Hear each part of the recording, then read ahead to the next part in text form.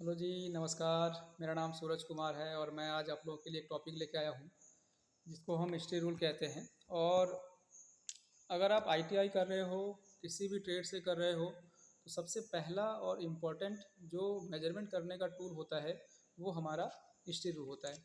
History rule सामान्य ऐसा होता है जिसको हम लोग देख सकते हैं। ये हिस्ट्री रूल का काम किसी भी जॉब को मापने के लिए की जाती है। आज हम लोग इसके बारे में जानेंगे और पूरे डिटेल्स के साथ जानेंगे कि हिस्ट्री रूल क्या होता है, मतलब किस प्रकार के टूल होते हैं। दूसरा जानना है कि हिस्ट्री रूल किस धातु से बने होते हैं। तीसरा जानना है ये किन किन साइज़ों में मिलता है। और फाइनली टाइप्स एंड इसका यूज़, मतलब कितने प्रकार के होते हैं हिस्ट्री रूल और इसका प्रयोग कैसे करते हैं। तो आज का टॉपिक बहुत ही इम्पोर्टेंट है आपके लिए और हम लोग पूरे डिटेल्स के साथ जानेंगे इस शुरू के बारे में। तो आज बने रहिए और समझिए कि हम लोग इस शुरू के बारे में क्या क्या जान सकते हैं और क्या क्या सीख सकते हैं। तो सबसे सामान्य चीज़ें हैं और सबसे सामान्य टूल है। अगर आप आईटीआई करोगे, अगर किसी भी ट्रेड में आपने किया, किसी भी जॉब के साइज़ को मापना होगा तो आपको हिस्ट्री रूल सबसे पहले दी जाएगी मेजरमेंट करने के लिए। आगे बढ़ते हैं हम लोग टॉपिक पे। और सबसे पहला जो हमारा वो क्या है, मेजरमेंट है ना। मेजरमेंट और मेजरिंग दोनों अलग अलग चीज़ें होती है। मेजरिंग का मतलब होता है जब हम किसी जॉब की लंबाई चौड़ाई को माप रहे हों, चेक कर रहे हों, तो उसे हम लोग मेजरिंग कहते हैं, यानी मापना कहते हैं। लेकिन मेजरमेंट क्या होता है, तो मेजरमेंट किसी जॉब या ऑब्जेक्ट के साइज को किसी स्टैंडर्ड यूनिट के साथ निर्धारित करना मेजरमेंट कहलाता है। मतलब अगर कोई जॉब है, इस जॉब का अगर कोई भी साइज़ नहीं है या कुछ भी नहीं पता, तो इसे हम लोग मेजरमेंट नहीं कहेंगे जब तक इनके साइज़ को एक्चुअल लिया नहीं जाएगा। सिंपल सा उदाहरण है कि अगर आप किसी मार्केट में गए हैं और सब्ज़ी लेना हो आपको, अगर उसके पास, आप कभी कभी देखे होंगे कि उसके पास कोई वाट नहीं होता है, मतलब जो हम लोग हाफ के जी का, 1 केजी का, 2 किलो का या 5 केजी का, ऐसा उसके पास वाट होता है। अगर उसके पास नहीं होता है तो वो क्या करते हैं कि एक ईंट या एक पत्थर को चढ़ा के हमें तोल के दे देता है और हम लोग उसको ईजिली एक्सेप्ट कर लेते हैं। कारण क्या है?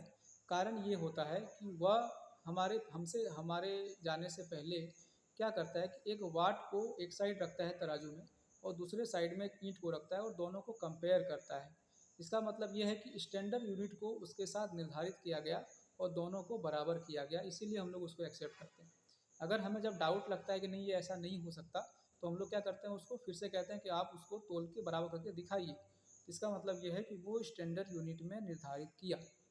तो मेजरमेंट क्या होता है, जब तक हम किसी भी जॉब के साइज़ को किसी स्टैंडर्ड यूनिट के साथ निर्धारित नहीं करेंगे तब तक वो मेजरमेंट नहीं कहलाएगा। मतलब हम किसी भी जॉब को अगर ऐसे ही माप लिया तो वो मेजरमेंट नहीं कहलाएगा जब तक कोई स्टैंडर्ड यूनिट निर्धारित नहीं करेंगे। आगे बढ़ते हैं हम लोग। तो मेजरमेंट जो होता है ना, वो दो प्रकार के होते हैं। एक होता है डायरेक्ट मेजरमेंट यानी प्रत्यक्ष माप, और एक होता है इनडायरेक्ट मेजरमेंट। डायरेक्ट मेजरमेंट क्या होता है, जब किसी भी जॉब के साइज को किसी एक टूल के द्वारा या एक मेजरिंग टूल के द्वारा उसके माप को ज्ञात कर लिया जाता है, तो उसको हम लोग डायरेक्ट मेजरमेंट कहते हैं। मतलब एक ही बार में एक टूल के द्वारा हम किसी जॉब के साइज़ का पता लगा लें, उसको हम लोग डायरेक्ट मेजरमेंट कहते हैं। मतलब ये जॉब है, अगर मैं इनके साइज़ को एक बार में पता कर लूँ कि ये 50 मिलीमीटर्स है, 40 मिलीमीटर्स है, या क्या साइज़ें हैं, वो अगर मुझे एक बार में ज्ञात हो जाए, पता चल जाए, तो हम लोग उसको डायरेक्ट मेजरमेंट टूल बोलेंगे। इनडायरेक्ट मेजरमेंट, तो डायरेक्ट मेजरमेंट टूल में कौन आता है, जैसे कि स्टी रूल, ये एक डायरेक्ट मेजरमेंट टूल है। वर्नियर कैलिपर, माइक्रोमीटर, ये सारे डायरेक्ट मेजरमेंट टूल है जो हमें जॉब के साइज़ को एक बार में बता देता है।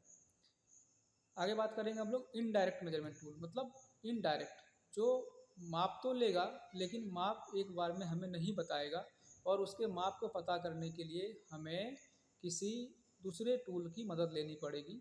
उसे हम लोग इनडायरेक्ट मेजरमेंट टूल कहते हैं। जैसे हम जानते हैं कैलिपर को, ये देखिए ये हमारे पास है कैलिपर, जिसको आउटसाइड कैलिपर कहते हैं। अब ये आउटसाइड कैलिपर से हम इस जॉब की मोटाई को पता कर सकते हैं। अब मैं इसके साइज़ को सेट किया और इनके साथ मैं इनके माप ले लिया। अभी क्या है कि जो इनके गैपिंग है, ये गैपिंग इनके साइज़ का है, मतलब जो गैप यहाँ पे आ रहा है वो इस जॉब की मोटाई है। लेकिन कितना है नहीं पता चलेगा, क्योंकि इसमें कोई भी स्केल नहीं लगा होता है जिससे कि आप माप को पता कर सकें। तो हमें क्या करना होता है, किसी अन्य टूल की मदद लेनी होती है। जैसे कि हम स्टी रूल लेंगे, फिर हम इसको सेट करेंगे और पता करेंगे कि ये साइज़ क्या है मतलब कितनी गैपिंग है इसके अंदर। जो गैपिंग मुझे स्टील रूल बताएगा वो इनकी मोटाई हो जाएगी। तो ये एक इनडायरेक्ट मेजरमेंट टूल का उदाहरण है।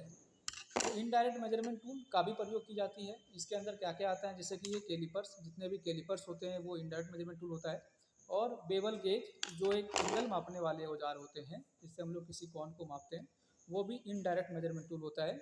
ये दोनों मेजरमेंट सिस्टम होता है। तीसरा भी होता है जिसको हम लोग बोलते हैं कंपेयर या तुलनात्मक माप कहते हैं उसको, लेकिन उसका ज़्यादातर यूज नहीं होता है, इसलिए हम लोग उसके बारे में नहीं जानेंगे। आगे बढ़ते हैं हम लोग। अब हम लोग समझते हैं कि स्टील रूल क्या होता है, मतलब उसकी परिभाषाएं क्या होती हैं। तो स्टील रूल एक मेजरिंग टूल है। स्टील रूल एक मापने वाला औजार है जिसका प्रयोग वर्कशॉप में किसी भी जॉब के साइज को, यानी किसी भी जॉब की लंबाई, चौड़ाई, मोटाई, ऊंचाई, इन सारे चीज़ों को पता करने के लिए, मापने के लिए प्रयोग किया जाता है। तो जो स्टील रूल होता है इनकी एक्यूरेसी पूछी जाती है कि ये कम से कम कितनी माप लेती है। तो दो पद्धतियाँ होती है हमारे पास। एक होता है मीट्रिक पद्धति, जिसको हम लोग BIS सिस्टम कहते हैं, और एक होता है ब्रिटिश पद्धति। तो जो ब्रिटिश पद्धति होता है और एक क्या होता है, मीट्रिक पद्धति। तो मीट्रिक पद्धति में हम लोग मिलीमीटर, सेंटीमीटर, मीटर, है ना, ये सारी चीज़ों की माप लेते हैं। तो इसमें हमारा 0.5 मिलीमीटर होता है। अगर स्टील रूल की एक्यूरेसी मिलीमीटर में पूछी जाए तो 0.5 मिलीमीटर होता है। और अगर ब्रिटिश पद्धति में पूछी जाए तो उसके लिए 1/64 इंच होता है। मतलब अगर आप ब्रिटिश पद्धति में माप रहे हैं, अगर आप उसको इंच में सेंटीमीटर में इंच में माप रहे हो, फीट में माप रहे हो, गज में माप रहे हो, तो वहाँ पे आपको 1/64 इंच सबसे लास्ट और सबसे कम मापी जाने वाली माप होती है। तो कम से कम स्टील रूल 0.5 मिलीमीटर या 1/64 इंच मापती है। तो अगर क्वेश्चन आपका आता है कि मीट्रिक पद्धति में कितनी होती है तो 0.5 मिलीमीटर, और अगर ब्रिटिश पद्धति में कितनी होती है तो 1/64 इंच, है ना। तो समान स्टील रूल जो मैं अभी आपको पिक्चर दिखा रहा हूँ वो ये स्टील रूल है। ये हमारे हाथ में है, ऐसा दिखता है, सेम आपको पिक्चर में दिख रहा होगा। तो परिभाषा समझ में आ गई आपको। आगे बढ़े हम लोग। अब बात करते हैं हम लोग मटेरियल की। जो स्टील होता है वो किससे बना होता है।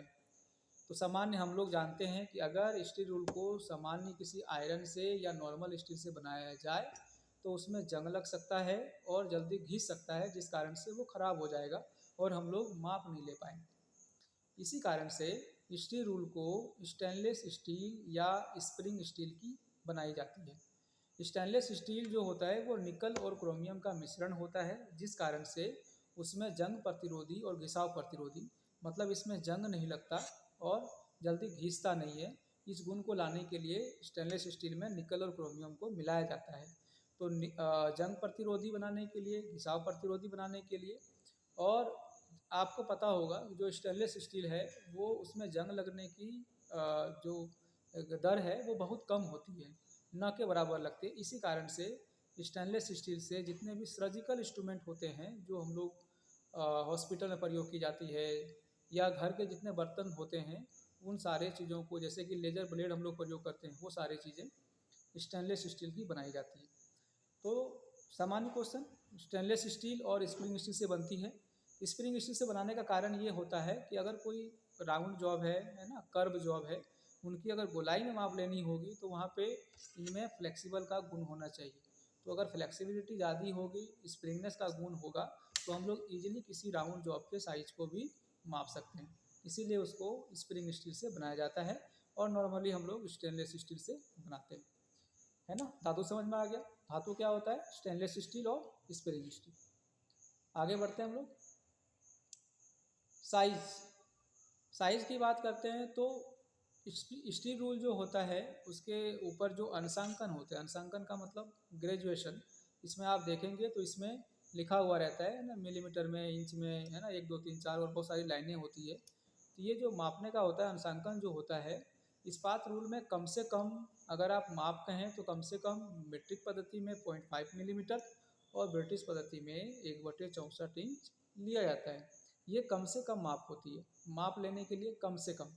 लेकिन अगर कहा जाए कि ये इनके और क्या क्या साइजें होती है, मतलब अधिक से अधिक कितना माप ले सकते हैं, तो स्टील रूल जो है वो सबसे छोटा साइज में 150 मिलीमीटर का मिलता है ना। सबसे छोटी साइज की स्टील रूल वो 150 मिलीमीटर का होता है, 150 मिलीमीटर का होता है। इसके अलावे इनसे थोड़ा बड़ा अगर हम लोग जाएंगे तो हमारा 300 मिलीमीटर का होगा, और इससे भी बड़ा अगर हम लोग जाते हैं तो 600 मिलीमीटर का होता है और 1200 मिलीमीटर का होता है।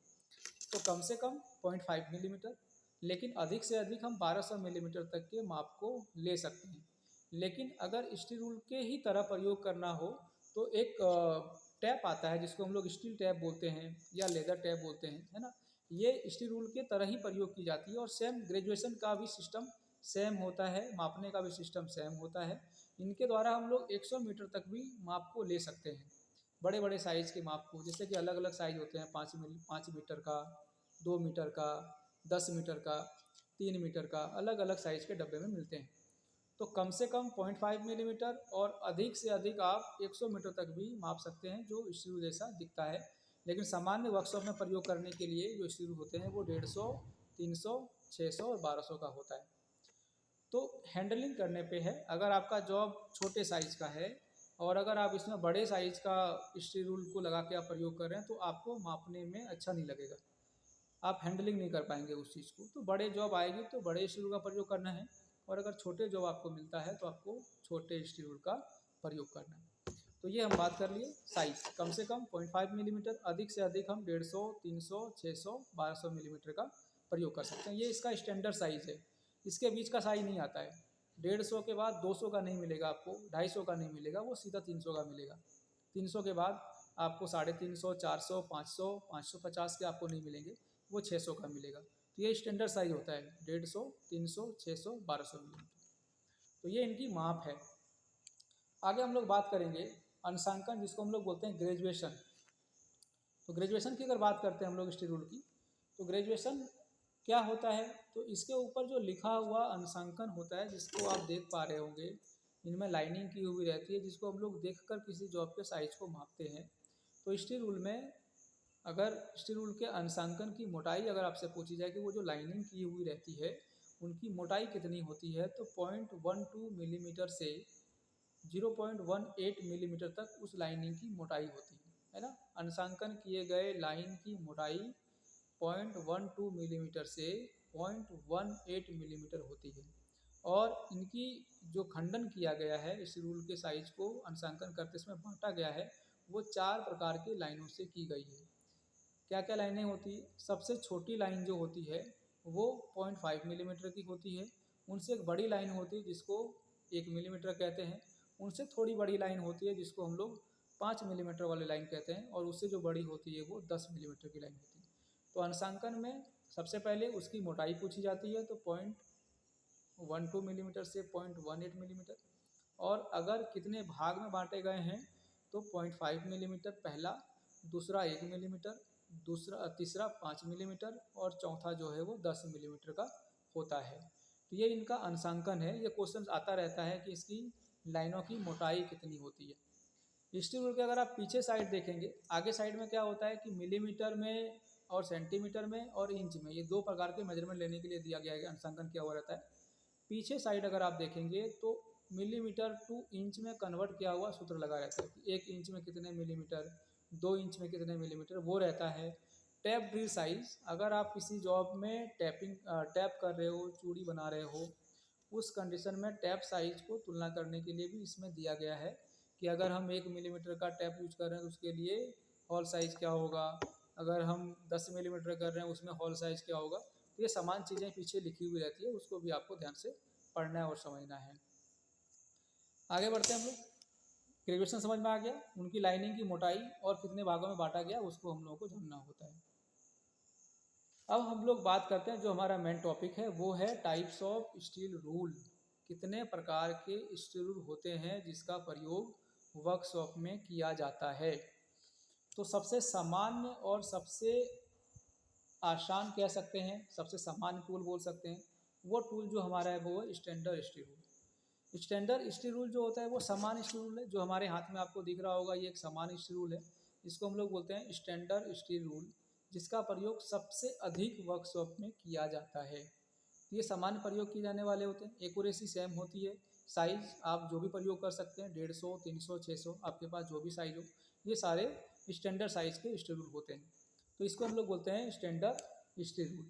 आगे बढ़ें, अगला जो स्टील रूल है वो है flexible steel rule. Flexible, flexible का मतलब जिस स्टील रूल में लचकपन का गुण हो उसको हम लोग फ्लेक्सिबल स्टील रूल बोलेंगे, है ना। आप यहाँ पे पिक्चर में देख रहे होंगे कि कोई गोल जॉब है, अगर उनके गोलाई की माप लेनी हो तो नॉर्मल अगर हम लोग इस रूल का प्रयोग करेंगे तो वो नहीं मुड़ेगा, वो इससे अधिक नहीं मुड़ सकता।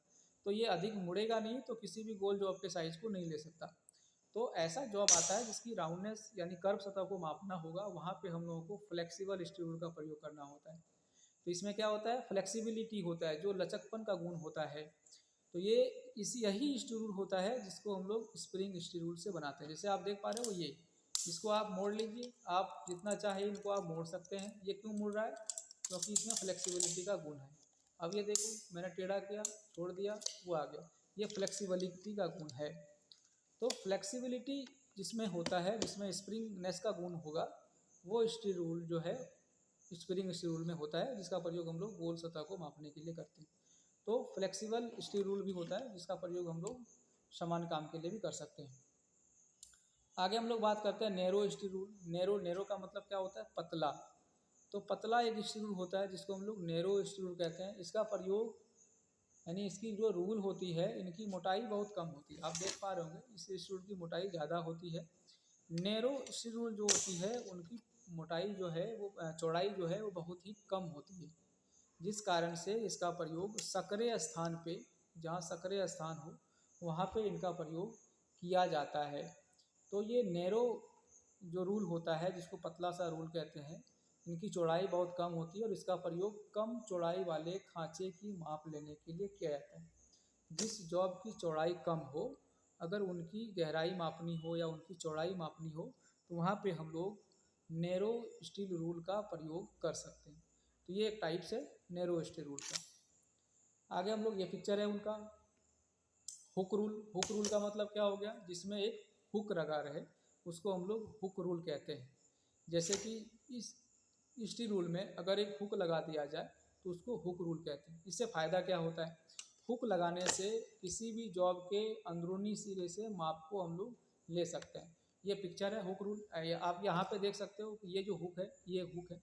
इससे फ़ायदा क्या होगा कि अगर मुझे किसी चीज़ में फंसा कर माप लेनी हो तो बड़े ही इजीली हम लोग माप ले सकते हैं।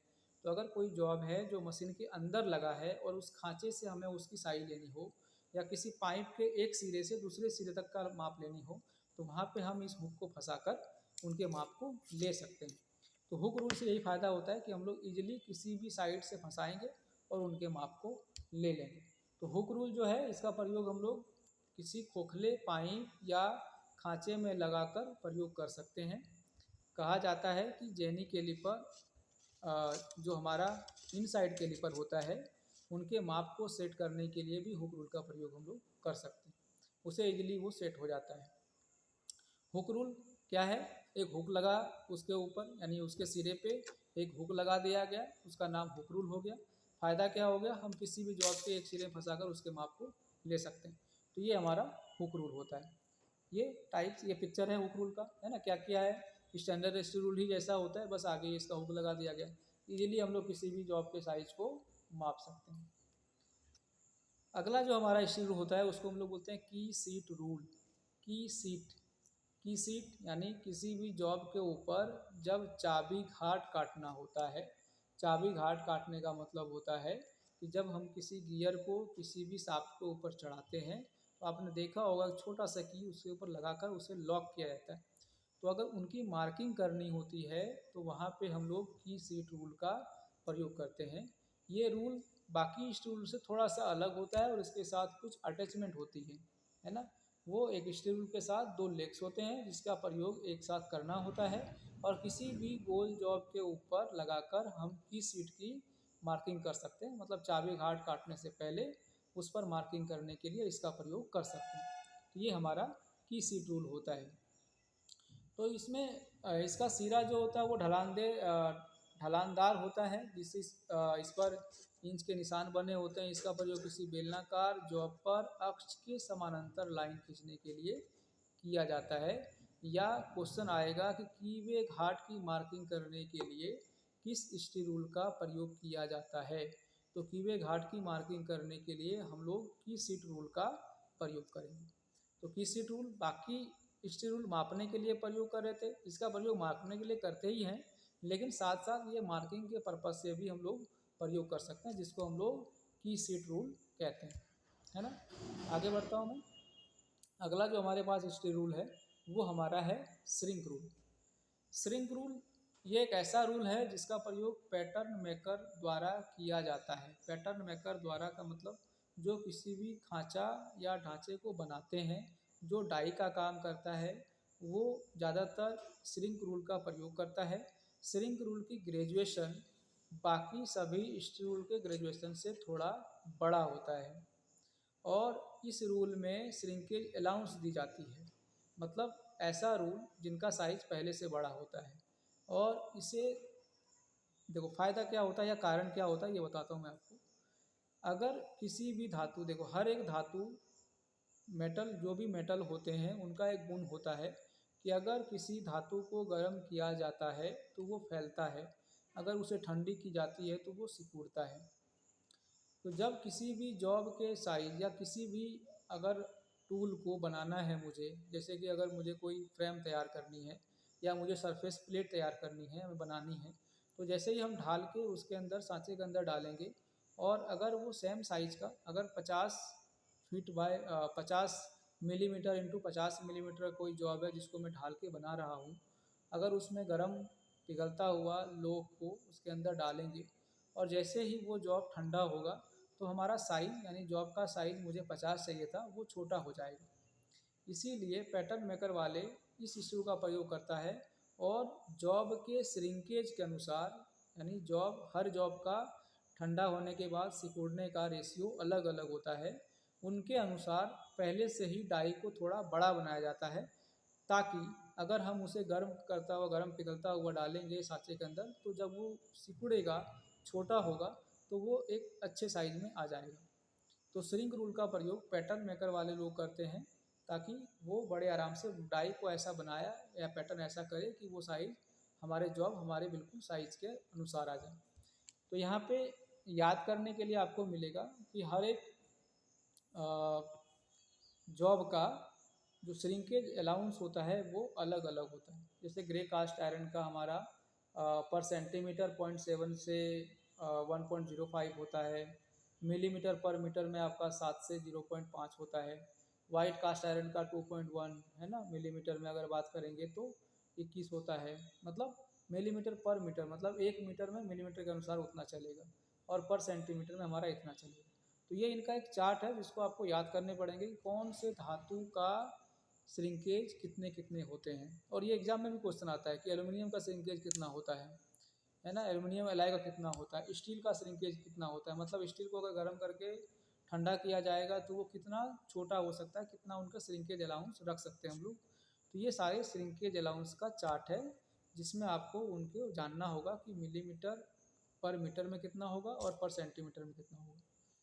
तो श्रिंक रूल का प्रयोग डाई बनाने वाले करते हैं, यानी पैटर्न मेकर वाले करते हैं।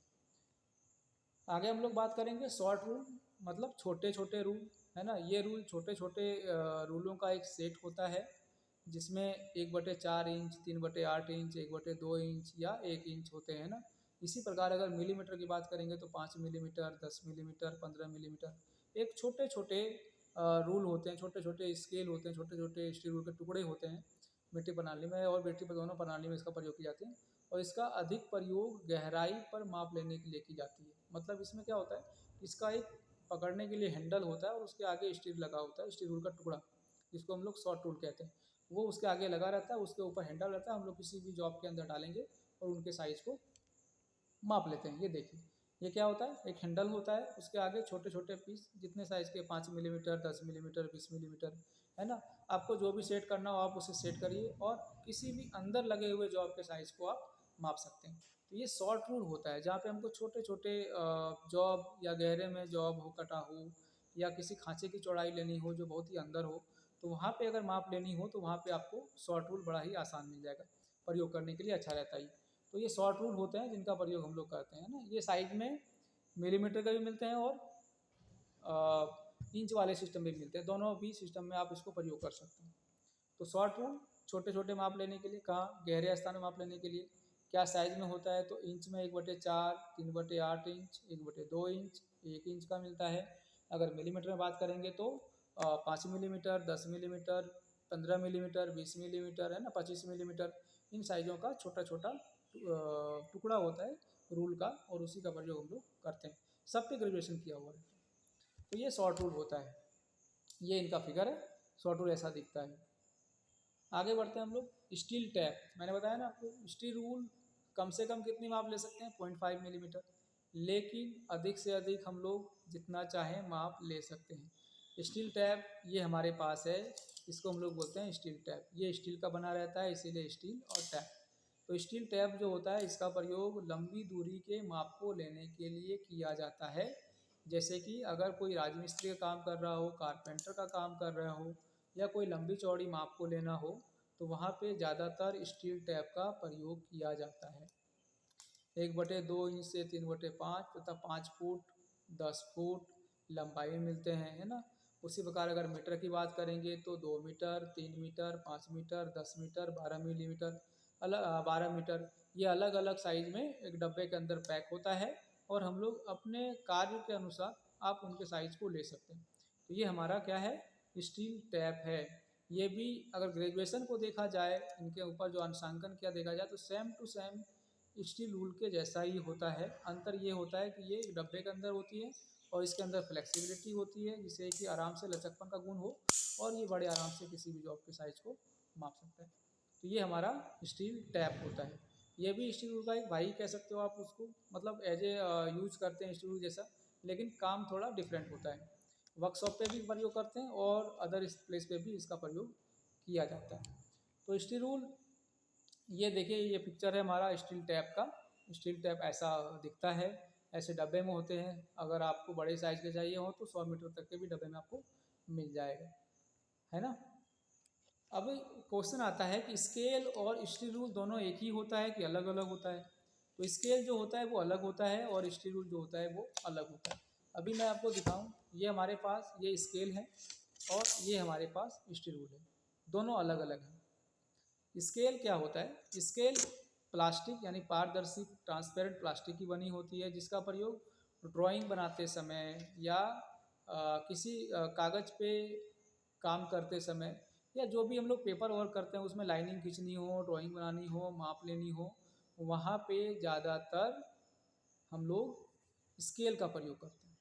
लेकिन वर्कशॉप में अगर इसका प्रयोग करेंगे, जब भी ये मेटल में प्रयोग होने लगेगा, ये बहुत ही जल्दी सी ग्रेजुएशन घिस जाएगी, और ये भी घिस जाएगा। इसीलिए इसका प्रयोग वर्कशॉप में नहीं की जाती है। तो स्केल का प्रयोग ड्राइंग बनाने के लिए की जाती है ना, और पेपर वर्क के लिए की जाती है। लेकिन दूसरी बात क्या जानना है इसमें, कि ये बनता किससे है, प्लास्टिक की बनती है, ट्रांसपेरेंट प्लास्टिक की। और स्टील रूल जो होता है वो स्टील का बना होता है, और इसका प्रयोग हम लोग लैब में यानी कार्यशाला में, वर्कशॉप में जॉब के साइज को मापने के लिए करते हैं। तो दोनों में अंतर होता है। स्केल का प्रयोग ड्राइंग बनाने के लिए या पेपर पे काम करने के लिए की जाती है, जो प्लास्टिक की बनी रहती है, और स्टील रूल का प्रयोग वर्कशॉप में की जाती हैं, जो स्टेनलेस स्टील की बनी होती है। क्लियर है। तो स्केल और स्टील रूल दोनों में अंतर है। मेजरिंग क्या होता है भाई, मेजरिंग क्या होता है, तो मेजरिंग स्टील रूल के सहायता से किसी भी जॉब के साइज़ को पता करना, ज्ञात करना, मापना ही मेजरमेंट कहलाता है। तो मेजरिंग मतलब मापना, किसी भी जॉब के साइज, चाहे वो लंबाई हो, चौड़ाई हो, मोटाई, ऊंचाई, गहराई, कोई भी माप, उनको मापना हो तो वहाँ पे हम लोग मेजरिंग कहेंगे उसको। तो हम लोग जब स्टील रूल की सहायता से किसी जॉब को मापने लगेंगे या उनके साइज़ का पता लगाएंगे, तो हम लोग जो क्रिया कर रहे हैं, जो हम काम कर रहे हैं, उसको हम लोग कहेंगे मेजरिंग। ये स्टील रूल की पूरी डिटेल्स थी हमारे पास। तो ये स्टील रूल में हम लोग क्या क्या सीखा, स्टील रूल क्या है, क्वेश्चन क्या क्या आएगा बता देता हूँ मैं आपको फिर से। स्टील रूल क्या है, एक मेजरमेंट टूल है जिसका काम जॉब को मापने के लिए करते हैं। स्टेनलेस स्टील का बनता है, स्प्रिंग स्टील का बनता है, और इनका प्रयोग लैब में किसी भी जॉब के साइज़ को मापने के लिए करते हैं। तो ये रहा आज का टॉपिक, जहाँ हम लोगों ने जाना स्टील रूल के बारे में। अगर आपको कोई भी और भी जानना हो तो मैं और भी वीडियो बना के डालूँगा, जिसमें कि आपको और डिटेल्स मिलेंगे। और आपको अगर कोई क्वेरी होगी, कुछ जानना होगा, तो आप उसमें मैसेज कर सकते हैं, क्वेश्चन कर सकते हैं। तो आज के लिए इतना ही। हम लोग समझ गए स्टील रूल क्या है, कितने प्रकार के होते हैं, क्या प्रयोग होते हैं। धन्यवाद।